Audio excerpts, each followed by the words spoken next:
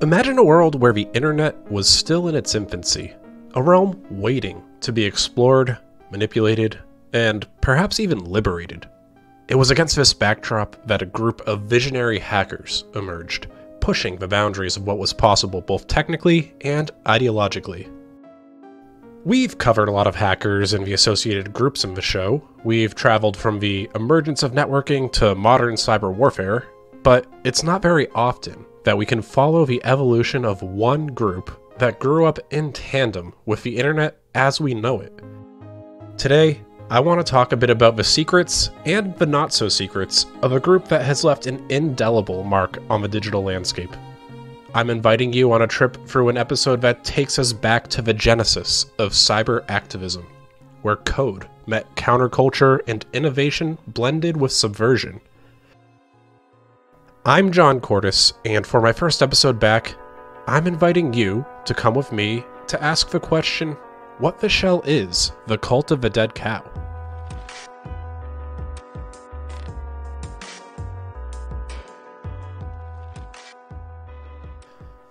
The Cult of the Dead Cow, often abbreviated as CDC, wasn't just a hacking group. It was a gathering of brilliant and innovative minds with a mission to challenge authority, promote free speech, and maybe inject a healthy dose of chaos into the establishment. It's a group that's frequently associated with the creation of the term hacktivism, and they've been the inspiration of many a hacker, even going so far as to be a template for some of the characters that you might know or love in TV and movies. In today's episode, we're going to start by traveling back to the 1980s, a time when communicating across the internet was still a challenge. Hell, access to the internet in general was difficult, so when you formed a community, it meant quite a bit more. And that's something that I want you to keep in mind here. I think that there's this amplification of emotions, of causes, and of community that happened back then precisely because of how non-trivial it was to be present online at the time. It's not like today, where I can pop online and find a subreddit, or even like it was in the 90s when you could just search for a chat room or download IRC. Finding these communities, let alone establishing them, was a challenge, so when you had something like that, you held on. Let's set the stage by talking a little bit about how a community like the Cult of the Dead Cow communicated, and how it started. Back then, you used what were called bulletin board systems, or BBSs, to establish small communities. Bulletin board systems were the primary mode of digital communication during that age, and it allowed for everything that this little group of hackers could want. A typical BBS often connected through a command terminal, and gave the users capability to do things like upload and download software, read news or zines, and chat. So that's the framework of how the communication could operate here. What's interesting to me is recalling some of the stories that I've heard about this time. You see, back then, not everyone had an automatic connection. Connecting to the internet had, up until around here, required the use of an actual handset phone, dialing the connection number and placing it on top of the modem to open the line. It wasn't until the mid-80s that modems developed to the point that allowed software on a computer to pick up an incoming connection, answer the phone, and then hang up the call when the connection was complete. And I know there are listeners of all age ranges on the show. I've talked with other industry professionals, talked to listeners who are in college, and I want to use that as a preface so I can say that I think it's necessary to bring this up. If you were confused by that line about how software would hang up the phone, I just need you to understand that for a long time, phone and data ran on the same connection, and it was not possible for many people to have an active internet connection and a phone call at the same time. So, this development really streamlined access in a way that actually helped many people. And if, like me, you had siblings during this time, you got into many fights because someone picked up the phone while you were online and it completely ruined whatever it was you were doing. But I think I've gone off on that tangent long enough, so let's get back to it.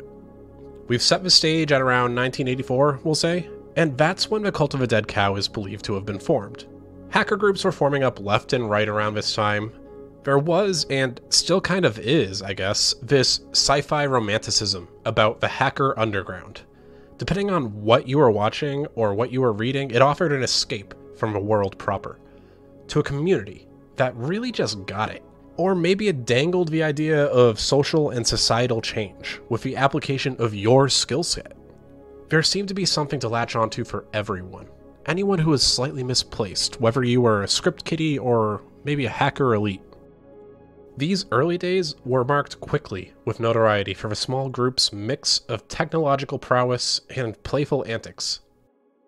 The initial forming of people included names that many of us know, like Omega, Surdistic, and Oxblood. And they painted a picture of a group that was as much about pushing buttons as they were about pushing boundaries.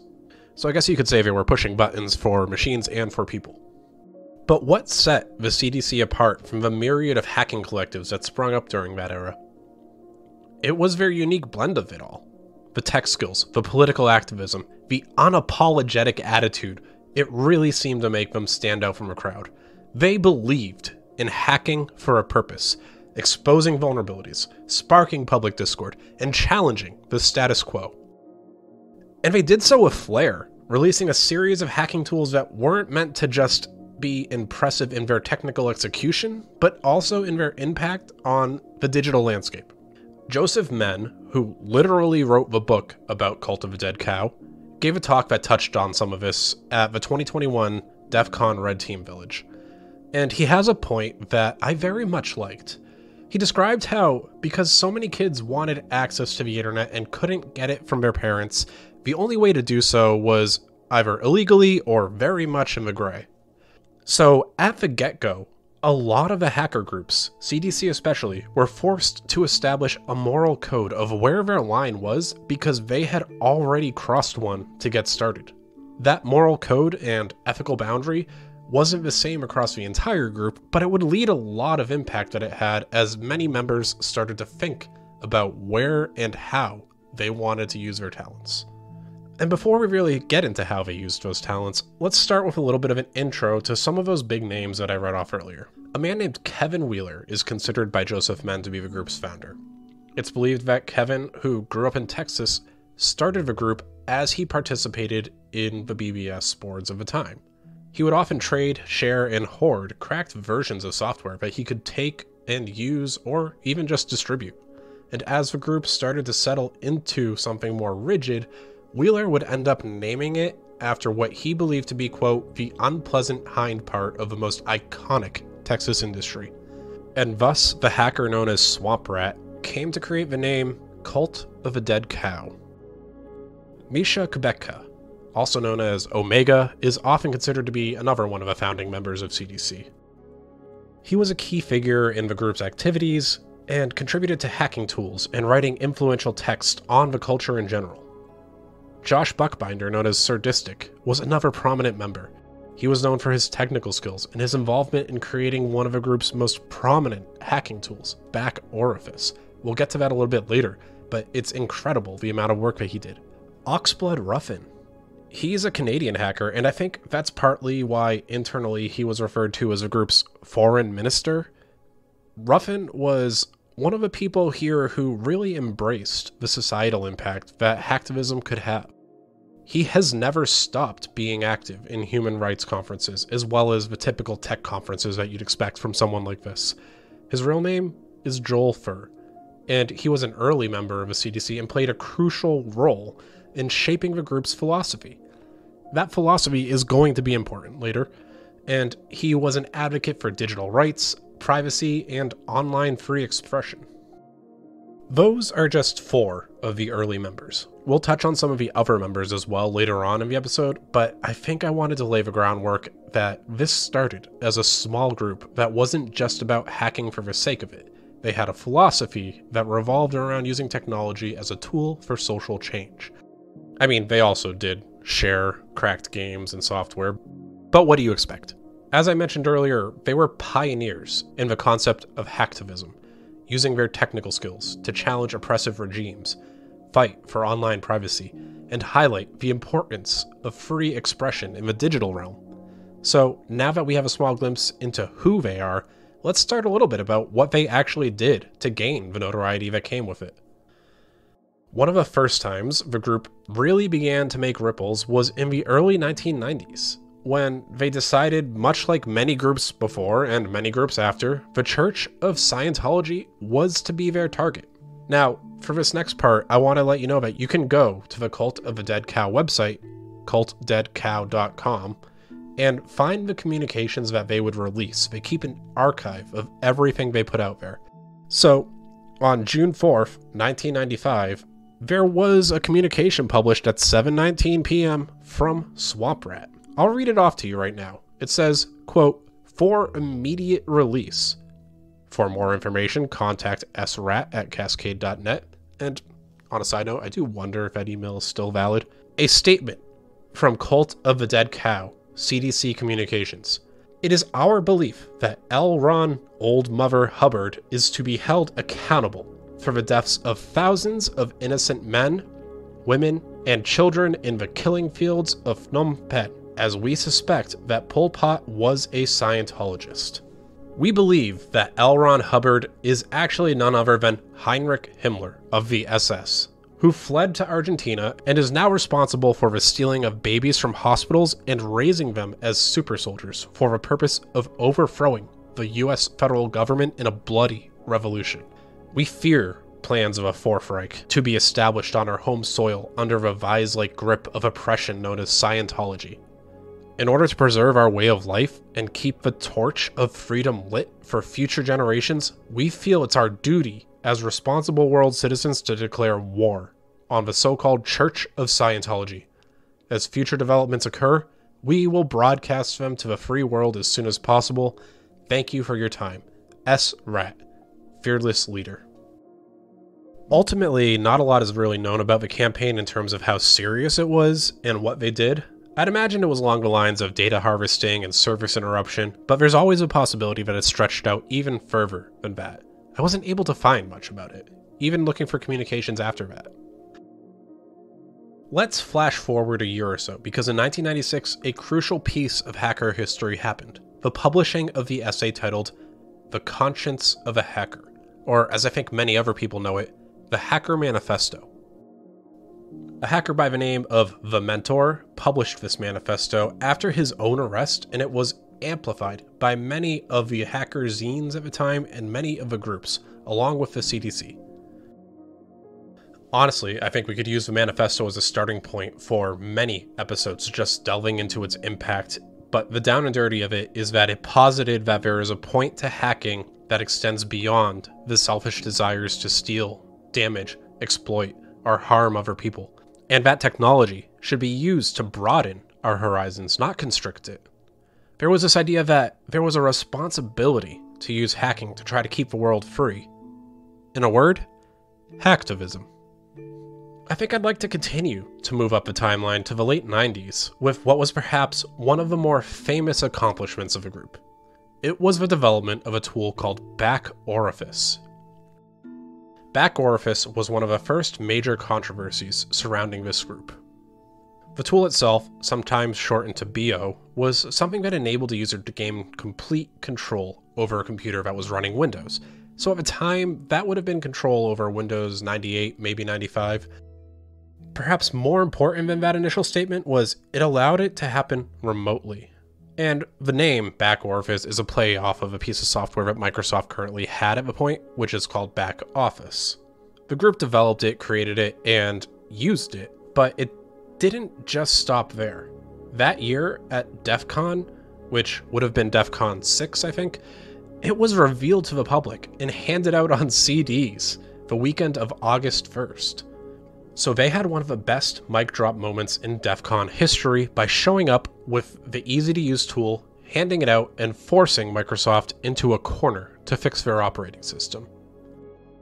See, when I was researching Surdistic, I found his view on the tool, and it was, quote, "BO was supposed to be a statement about the fact that people feel secure and safe.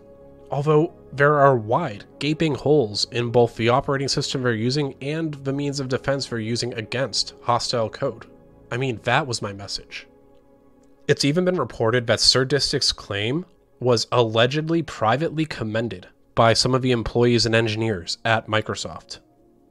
The tool itself was a Trojan horse kind of virus. This meant that the standard way in which it operated was that it was meant to be something disguised as a legitimate program or tool, and opened by the victim. 9 out of 10 times here we're talking about phishing.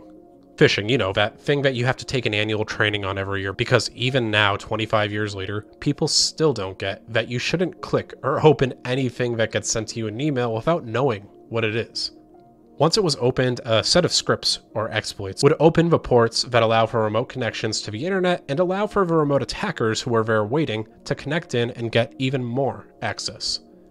In their official release of the tool, they would say, quote, that the main legitimate purpose for BO is remote tech support aid, employee monitoring, and remote administering. Not that back orifice won't be used by overworked sysadmins, but hey, we're all adults here. Wink. Back orifice is going to be made available to anyone who takes the time to download it. And this didn't go without Microsoft trying to discredit the CDC. I want to read a bit of the interactions that occurred in the forms of Microsoft press release regarding this situation, interspersed with the CDC's actual rebuttal that can be found on their website. It's a really entertaining read, and if you don't want to hear me listen to it, skip forward about a minute, and you can go read it on the website. But I'm going to be flipping back and forth between what Microsoft said and what the CDC came back with. It's honestly pretty funny, so let's go. We'll start with Microsoft. On July 21st, a self-described hacker group known as the Cult of the Dead Cow released a tool called Back Orifice and suggested that Windows users were at risk from unauthorized attacks. The CDC? Actually, we released it on August 3rd. Incidentally, it's been downloaded at least 35,000 times as of 11:55 p.m. on August 7th. Microsoft takes this security very seriously and has issued this bulletin to advise customers that Windows 95 and Windows 98 users following safe computing practices are not at risk. This is simply false. Our view is no degree of safe computing practices can compensate for the security bugs or lack of functionality in Windows 95 and 98. And Windows NT users are not threatened in any way by this tool. For the present, but remember that the tool has only been around for less than a week, so... According to its creators, Back Orifice is a self-contained, self-installing utility which allows the user to control and monitor computers running the Windows operating system over a network. The authors claim that the program can be used to remotely control a Windows computer, read everything the target user types at the keyboard, capture images that are displayed on the monitor, upload and download files remotely, and direct information to a remote internet site. Back Orifice doesn't do anything that the Windows 95-98 operating system was not intended to do. It doesn't take advantage of any bugs in the operating system or use any undocumented or internal APIs. It uses documented calls built into Windows to do things like reveal all the cached passwords. That includes passwords for websites and dial-up connections, network drives and printers, and the passwords of any application that stores a user password in the OS. Maybe create shares hidden to the user and list the passwords of those existing shares. Or make itself mostly invisible. Back Orifice does not appear in the Control-Alt-Delete list of running programs and can only be killed by a low-level process viewer, which Windows 95 does not ship with. To their credit, Windows 98 does ship with a process viewer, but it's not installed by default. The truth about Back Orifice. Back Orifice does not expose or exploit any security issues with the Windows platform, or the Back Office suite of products. Back Orifice does not compromise the security of a Windows network. Instead, it relies on the user to install it. Back Orifice has nothing to do at all with the Back Office suite. In fact, Back Office suite only runs on NT, which isn't even supported by Back Orifice. Yet, apples and oranges. CDC would like to know where exactly Microsoft is getting its definition of compromise the security. Back Orifice does not rely on the user for its installation. To install it, it simply needs to be run. Thanks to some actual exploits, there are many ways a program could be run on a Windows computer, not only without the user's approval, but without their knowledge. And once installed, has only the rights and privileges that the user has on the computer. That's correct. Once installed, Back Orifice can only do what the user sitting at the computer could do. If he has programs that do everything that Back Orifice does, This includes seeing what's on the screen, seeing what's typed into the keyboard, installing software, uninstalling software, rebooting the computer, viewing stored passwords, viewing and editing the system registry, connecting and disconnecting the machine to other networks, connecting and disconnecting the machine to other network hosts using anyone's username and password, or running arbitrary plugins and programs which could, of course, employ any manner of exploit or attack. And that's where I'll cut it. There's a little bit more on the website, but I didn't want to drag that on for too long. But if you look at a screenshot of a tool, you can see it would show images and local data from the impacted machine on your own display. It gave you a nice little command window that you could use to send easy commands out across the internet, and even gave you a glimpse into the functions that you could have a machine act as, which included, as we said before, or as they said before, the built-in keystroke monitor, packet sniffers, man-in-the-middle facilitators, and more. Now, this might sound bad, but I'm about to make it sound worse, because there's a thing we like to talk about in threat analytics called persistence. When most people not affiliated with cyber hear the word persistence, I think that they think maybe about a salesperson calling over and over, or maybe a lot of unwelcome advances. In this case, it means that even after a reboot or some kind of action taken against it, the malware would just load back up and continue to operate regardless of if you removed it. As I set up before, it needs a low-level process remover to do the job. All in all, on top of the 35,000 times or so that I mentioned earlier, 15,000 more copies of BO were distributed to IRC users by someone who named it info.zip and alleged it as being pretty useful. So imagine this, you're chilling on IRC and someone sends you a link that says, hey, check out this cool tool, and it's info.zip. As soon as you open it, hey, nothing happened. Oh well. But what you don't know is you're compromised. Because unfortunately for them, it was actually just the vehicle for back orifice. You can really see how it started to spread like wildfire, because at this time these were all kind of new attacks and tactics. No one really knew to think about it. And it makes sense because of how easy it was to use and how much impact it could have for even the most early of hackers. I've got a little screenshot of a tool on my website, whattheshellpod.com, under the episode transcript, but I'll also post it to the show's Instagram for anyone who wants to see there. You can find that at shell_pod. According to that author, Joseph Menn, when he interviewed members, there appeared to have been some kind of internal debate about the tool. They knew that a lot of people would get hacked, but they also knew that Microsoft was feeling a bit like they could do no wrong. CDC saw a major gap in security and thought that there was not going to be any security without first being compromised. I wish I could say things were different now, but honestly, that same kicker is still present in a lot of companies today. If you talk to any security practitioner, I think they'd agree that one of the biggest kickers to any security program is always post-breach or a hack. Like it or not, but some places just will not invest money into it until they've seen direct impact on themselves.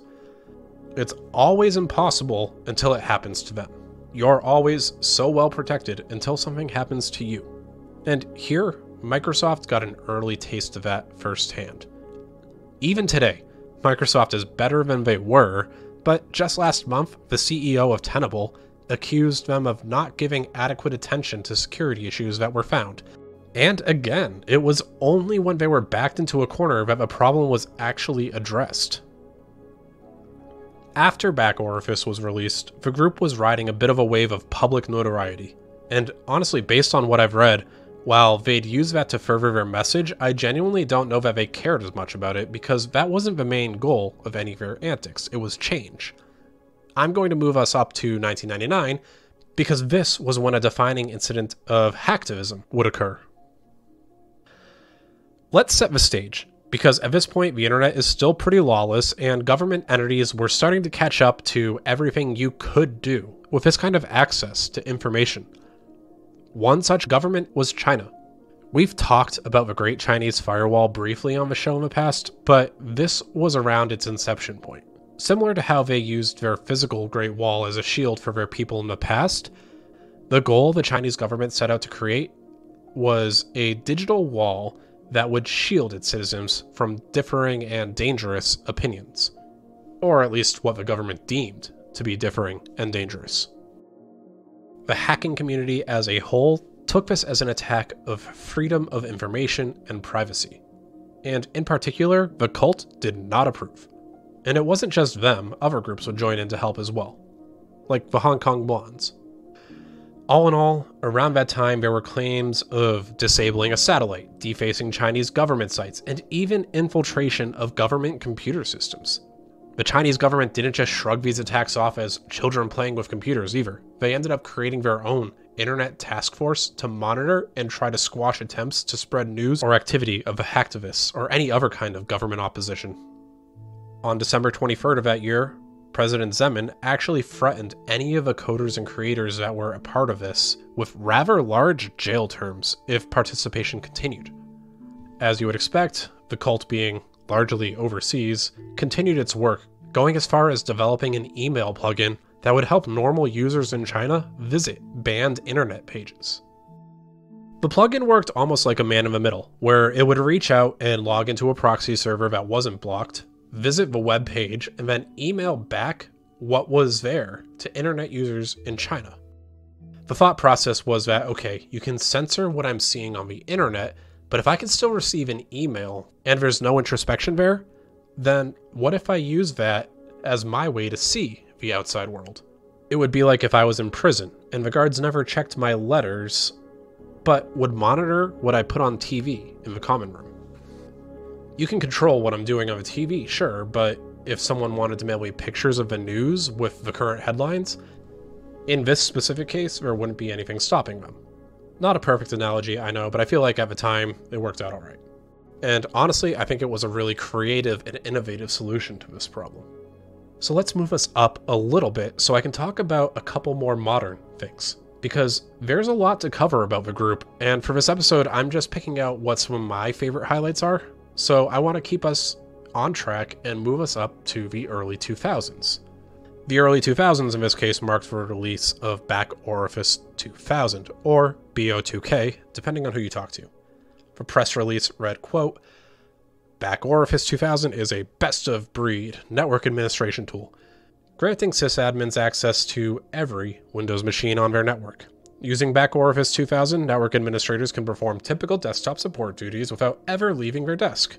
Some notable features include Windows NT support, an open plugin architecture to allow for third-party add-ons, strong cryptography to ensure that secure network administration occurs, and open source availability under the GNU public license."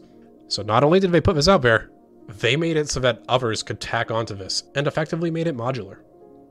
It basically operated as an expansion to the tool and an update to the original Back Orifice, but with support for what was now the newest version of Windows. Remember that yet? Early on when they were talking to Microsoft? Well, here we are. So the CDC lands another blow in their battle against Microsoft to demonstrate the lack of security. Ultimately, that pattern of hacktivism and tool development kept coming after and after, over and over. There were new tools created, new efforts waged in the battle for a free and fair internet, and continuous growth for the group. And the 2010s continued to show activity increases with new members cycling in and out, as you might expect. The collective even manages to continue widespread discussion on the ethics of hacking, the technical merits, and even branches off into some of the more legitimate business sides of cybersecurity. It's really interesting because you can almost see how, as a whole, this group has grown up with the industry. They were there when it was anarchy in the Wild West, and now, years later, we've got people using the skills and experience that the group gave them to try to make public and private change. For example, one of the group's members, Christian Rowe, was able to take his skill set and co-found a company called Veracode. And if that name rings a bell to you, it's because it's a major player in web application security and software security. Hell, I've used this tool before and found it to be incredibly helpful when working with educating developers. You can really see underneath the product the care and concern that they have for identifying vulnerable components of the code and educating the people who need to fix it. But this isn't an ad for that because it's not for the regular user. I'm just trying to illustrate how the Cult of a Dead Cow is having an impact on mainstream cybersecurity professionals. And the group doesn't just continue to work in cybersecurity. As with a lot of communities, as you grow, the more variance you tend to get from what kind of people join in. So you might start to see people who join in the group that had aspirations beyond just being a hacker, or being a presence in the cyber world. Maybe even want to make a little bit more large-scale impact. And that all really came to the public limelight when the American people were first introduced to Beto O'Rourke. If you look at Beto's website, you'll see that he self-describes as a, quote, fourth-generation Texan, born and raised in El Paso, where he has served as a small business owner, a city council representative, and a member of Congress. He founded and currently leads Powered by People, a Texas-based organization that works to expand democracy and produce democratic victories through voter registration and direct voter engagement. Powered by People has helped register over 250,000 unregistered Texans to vote since its inception in December of 2019. I think many of us know him from his work in the primaries and his attempt at running for president. But one thing I don't think a lot of people knew was that he was actually a member of Cult of a Dead Cow. And the way this came out was as a part of Joseph Men's book. He agreed to be one of the members that could be named as a part of the process, and others corroborated his involvement with the group. So it's not like he's just claiming to have been a part of it. There are other members that say, yeah, he was here. And while we don't know how much he actually did, it's proof. This is where I want to go back and say how much variety there could be in a group like this as it grows, because while there isn't any direct evidence that suggested Beto had any kind of involvement in the hacking sides of things, he certainly has taken to heart some of the ethical messages and spirited causes that the group really endorsed. Personally, I'd welcome that kind of hacker news into our system, and I thought it was really cool that one of our congressmen was a member of these groups, but for many it never quite panned out, and he'd ultimately miss his shot as president. I do wonder how that would have shaken out on a political stage, though. Imagine if we had landed with a sitting president that had been involved in cyber action against the Great Firewall of China while something like SolarWinds occurred. It would have been pretty crazy to think about what a response would have looked like from that. That year in 2019, as I've mentioned a few times already, Joseph Menn published his book, aptly titled Cult of the Dead Cow. I'm going to include a link to it in the description, but it's definitely worth the read. So now, I want to take it to this past weekend, actually, because I think that at the time I'm recording this, Cult of a Dead Cow is getting ready to go to DEF CON this year and have something really great to share with everyone. This past weekend for you, a future weekend for me, would be DEF CON 31. Sadly, I wasn't able to make it this year, but I know there were a lot of you out there, so maybe you saw this presentation, and if you did, I'd like to hear from you. But Dead Cow is showing up with a new coding framework. This is coming from a Washington Post article that was shared in the show's Discord channel that I saw, and I want to thank the user DeWisco from our Discord, because they posted this, and it actually prompted me to bump this episode up ahead of the original planned episode. And here's a little self-promo, because if you want to maybe get a mid-episode credit like that, or even inspire an entire episode, participate in the show's Discord. The link is in the description, and I'd love to have you. It's the best place to hang out.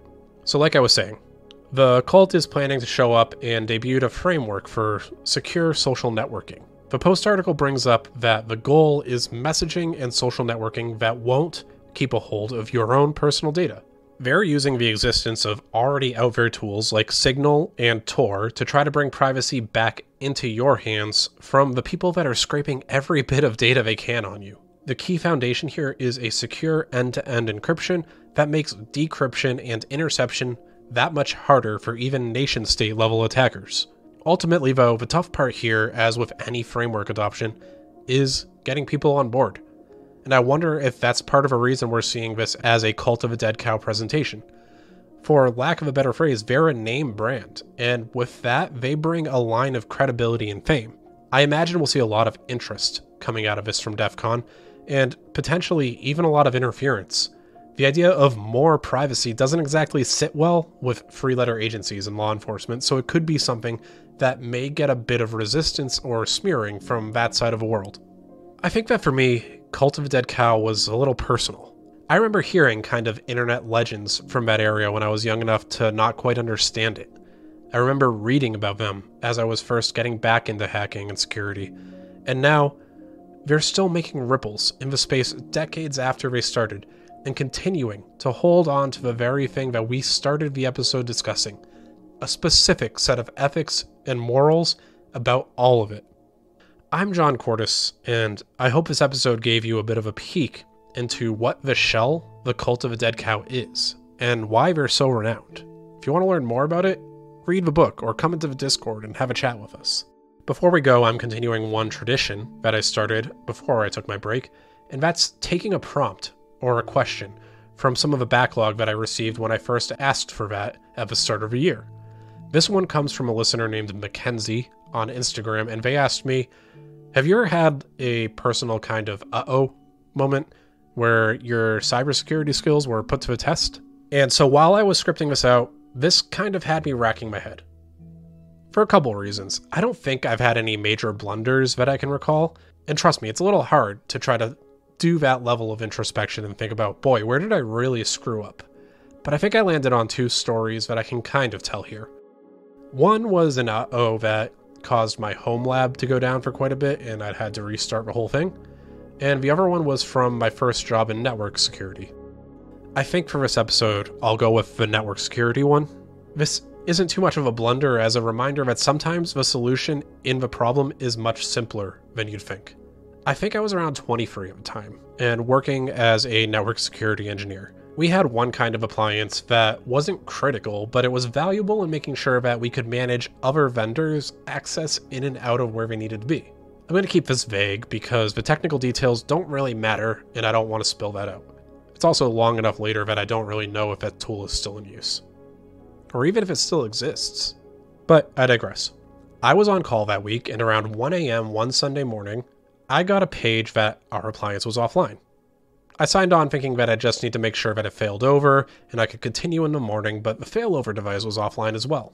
So now I've got no access and no way to get it because there's no response from the admin console, no response from a primary, no response from a failover. And because we didn't own the device, I now have to page the vendor. But surprise, surprise, the vendor can't get access to it either. Not very surprising, I know, but we had to do our due diligence. I check with the network engineering team at that place to make sure that it's only our devices and not just a network change that broke access. And after a bit of due diligence, I figure out that early Sunday morning, I need to drive 40 minutes to our data center and check on the device in person. Okay, the device looks all right after I plug in a KVM to check on it. It's online and it's booting and it's showing me the screen that it should be showing. The thing is, I don't have an account that I can really log into with any level of command line access. This level of access was restricted specifically to the vendor. And the vendor wants to troubleshoot, but they're having trouble describing what they want me to do or where I should even be starting. And I kind of get it. They're another younger engineer like myself at the time, and they can't see what I'm doing. And we're both tired. We're both operating on the same time zone. And at that point, it hit me. They can't see it. So long story short, that's how I ended up opening my laptop, starting a WebEx, and pointing it at a KVM. So being the man in the middle for a support engineer for 2 hours. My laptop staring at the KVM with my webcam operating as the viewpoint. The problem turned out to be a bad config update on their part that accidentally switched the internal and external routing tables, so the device couldn't route outbound, and that's why we lost it. We spent way too long trying to figure out a complicated solution, when ultimately it was as simple as a video chat. Looking back on it now, I could probably think of a couple different ways I could have done it better and easier, but early that morning, the brain fog really hurt. I think I'll tell the other story about my home lab next episode so I don't drag this one on too long, but this was one of those early instances in the field that just stuck in my head. So thanks, Mackenzie, for asking that question. We'll cover the home lab on a later episode. So that's it for this week. This was the first episode of me getting back into the swing of it. To say that I'm a little scared about returning to the forum is an understatement, but that's all overshadowed by the excitement of it. So if you took the time to listen this far, thank you. If you want to chat about this episode, please join us in the Discord. I love engaging with everyone over there, and the link is in the description, on my website and on my Instagram. You have to actively avoid it at this point. I'm happy to be back, and I think you will be too, because I've got a couple ideas for new content that will really, hopefully, be something different than what you're used to, and help me try some fun projects to avoid the level of burnout that I was concerned about before. So, to sign off, I'll just say thank you, especially to those of you that are still supporting me on Patreon. There were a bunch of you that I think knew I'd be coming back before even I did. So, JS, Steven, Kilby, Frank, Jay, Adon, Ben Sweetenham, Ben M, John, Chris Finnick, Pseudo, and RKAFLD VXUB. Oh, right. And last but never least, I use Pot of Greed to draw free additional cards from my deck. Thank you. I really appreciate it. It truly means the world to me. If you want to join Red Ranks, you can find me at patreon.com/whattheshell. So let's keep this truck rolling, and I'll see you all next episode.